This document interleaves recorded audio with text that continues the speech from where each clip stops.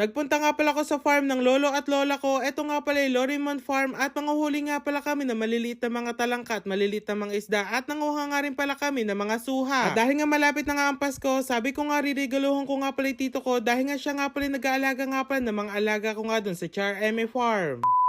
Malapit na nga ang Pasko at meron nga pala akong biniling Mio na to dahil nga ibibigay ko nga pala to sa tito ko. Kung napapansin nyo nga yung tito ko nga pala na yon, siya nga pala nag-aalaga nga ng mga alaga ko nga dun sa Char Eme Farm. Kaya na may ireregalo ko nga pala to sa kanya para nga may service nga siya, para nga kapag papakainin niya nga pala yung mga alaga ko nga doon. Magang-maga nga at umalis na nga pala kami ng bahay para nga madala ko na nga pala tong motor na to at pupunta nga pala kami sa farm nga pala ng lolo at lola ko. Fast forward nga at nandito na nga pala kami at kaagad ko na nga pala tong binigay yung motor na to para nga sa tito ko dahil nga deserve niya nga pala yan dahil nga siya nga pala nagpapakain sa mga alaga ko. Ito nga pala yung binili ko na to, second hand nga lang pala yan pero nga magagamit nga yan sa pang araw-araw. Pagbigay ko nga pala sa tito ko yung motor na to at pupunta na nga rin pala kami dun sa farm nga pala ng lola at lola ko. Ito nga pala yung Lorimont Farm. Excited na nga pala akong pumunta dito at nakita dahil nga meron nga pala dito mga suha na pipitasin namin bukod nga dun at manghuhuli nga pala kami na maliliit na mga talangka at maliliit na mga isda. Pagpasok nga pala namin dito ang tahimik nga dahil nga puro puno nga pala dito. Ang una ko nga palang pinuntahan at napansin ko nga buhay na nga pala yung bukal dito at meron nga pala mga tubig. Sayang nga hindi ko nga pala dala si Fyra para nga mapaliguan dito dahil nga ang lamig-lamig nga pala ng tubig at ang presko pa. Pagtapos nga noon at pupunta na nga kami dun sa puno ng suha dahil nga mamimitas nga pala kami. Ilang araw na nga pala ako nagkikrib sa suha dahil nga wala nga pala ako mabilan sa amin. Kagad ko nga rin pala nakita yung maliit na suha na to at medyo mataas nga pala siya at kaya ko naman nga siyang talunin kaya makukunin ko na nga to. Hindi nga rin pala nagtagal at kaagad nga rin pala binuksan ni Potpot. Makikita nyo naman sobrang ganda nga pala ng kulay at sobrang juicy niya. Agad na nga rin pala namin kinain at ang liit nga pala nito para nga sa amin. Kaya man kumuha na nga ako dahil nga naubos na nga pala yung maliit na yon.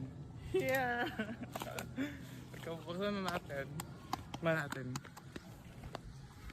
Kaagad na nga rin pala namin binuksan at kainin dahil nga sobrang sarap nga pala nito at ang tamis pa. Yung mga ganitong bagay nga pala gustong gusto ko nga pala dito sa probinsya. Bukod nga pala sa tahimik at meron ka nga pala mga tanim ng iba't ibang uri ng mga prutas at kakainin mo nga ito kaya man sobrang sarap. Pagtapos nga nun at sumunod nga pala si mama at si papa at nandito nga rin pala si inang at si tatang, sila nga pala yung may-ari ng Lorimont Farm. Kaagad na nga rin palang kumuha ng mga suha pa para nga kainin nga pala nila. Ayan nga pala si tatang, nagbabalat nga pala siya. Ngayon nga hindi nyo nga muna mapapanood at makikita nga ang Char Eme Farm dahil nga ngayon nga mapapanood nyo naman ang Lorimont Farm. Makikita nyo naman yung mga bagong pitas nga pala ng mga suha at sobrang tamis nga pala na yan at sobrang sarap. Kaya man si mama nga at gustong gusto nyo nga ito. Habang kumakain nga pala kami ng mga suha dito, si ina nga pala dinidiligan nga pala yung mga paborito niya nga pala mga halaman. At dahil nga may sapa nga pala dito at meron nga pala ditong maliliit na mga talangka at mga isda at sabi ko nga mangunguha nga kami dahil nga gustong gusto ko nga pala yung mga ganong bagay.